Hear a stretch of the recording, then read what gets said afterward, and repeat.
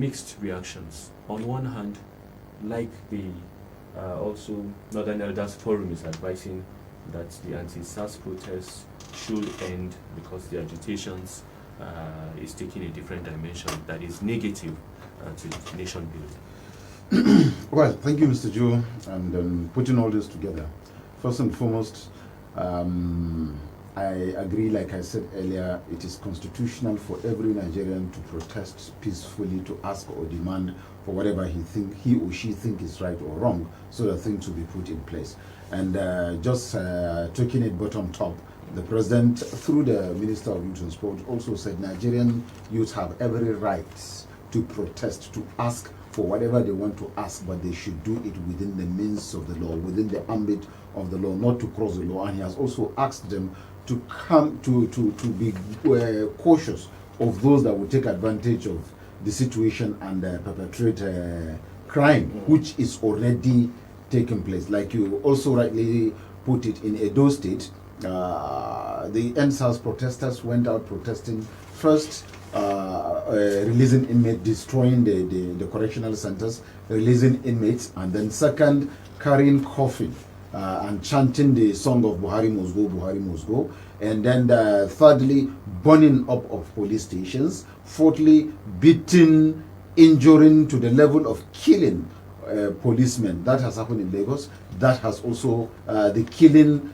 beating, and then a destruction of properties and stealing also took place in Lagos. In Abuja, there was a burning up of more like a mechanic village in Abo area. There, over 200 cars were burned to ashes. Now, Mr. Joe, look at this thing critically.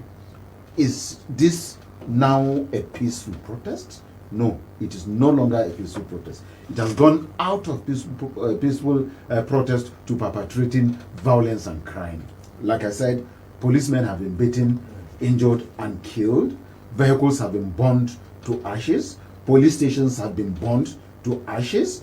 Prison inmates have been released just like that, not minding whatever crime they committed, and then coming back to the society, whatever they're going to do is no longer anybody's business. And also, first, like Honorable Dennis rightly said, it started with Reform SARS. From Reform SARS to end SARS. Now making demands, 5 demands. The Inspector General of Police gave audience to this youth and said, okay, we heard what you are saying. End SARS, we will end SARS. The 5-point demand, we will act on it. The president took it over and now addressed Nigerians by saying reformation or scrapping of SARS is just one step out of so many steps that government is going to take towards the reformation of SARS.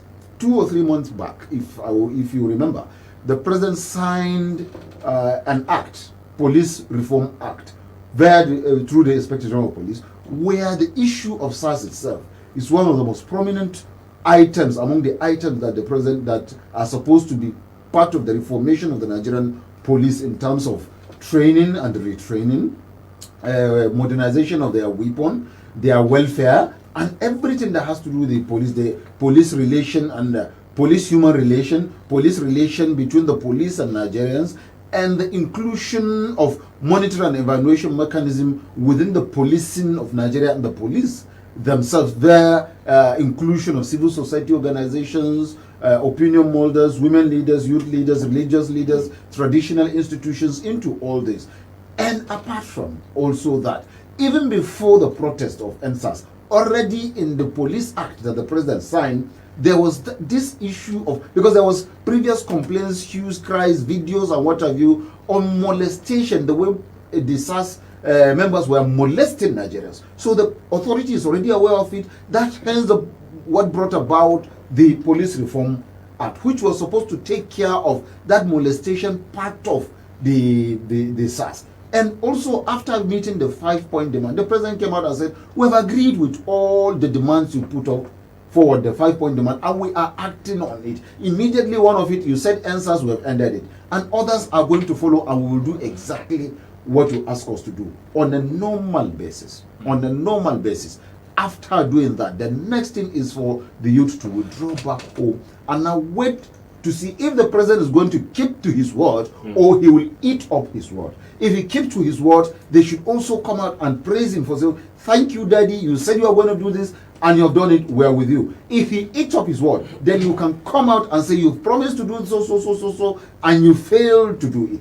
That everybody will support them, but it is no longer that. It has taken entirely a different dimension, which is entirely wrong. Now, you are infringing of the law of the Federal Republic of Nigeria, because it is not every Nigerian that is out there protesting on the issue of the EndSARS. And Nigerians supported those youth when they first come out. But now Nigerians are lamenting, are complaining that enough is enough. You can no longer continue to do like this, because the thing is now turning into anarchy from peaceful protest. And that is dangerous for national security. And I cannot see the leadership of this country folding their arms and watching this thing continue to be the way they are. I am a society activist. I try to bring out the ills, the problems of leadership, the shortcomings of leadership, and the need for leadership to look into the society and do the needful. But I wouldn't do it violently. I wouldn't do it by destroying property. It is only a criminal that will go fighting,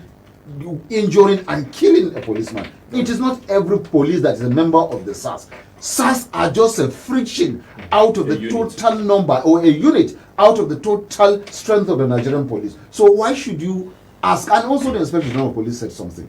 One, that there are going to be a psychological test for the members of the SARS to ensure that they will fit in back into the normal Nigerian policing system. That's number one. Number two, he has also come to say no member of SARS will belong to SWAT, because after the SARS we brought in SWAT, not a single person that was part of SARS that will now be part of SWAT. And we were meant to understand the members of SWAT were professionally trained from Israel. They were trained by Israelis to do professional policing, to put up the best they can do in terms of policing, protections of life and property, community and human relation between police and the generality of Nigerians. I think this has been enough. But then the demand, once the 5-point demands were agreed upon, it increases to 7, it increases to the number it is growing. And for as long as the government continue to listen and allow this to continue like this, the demands will continue to grow, and the mayhem, the destructions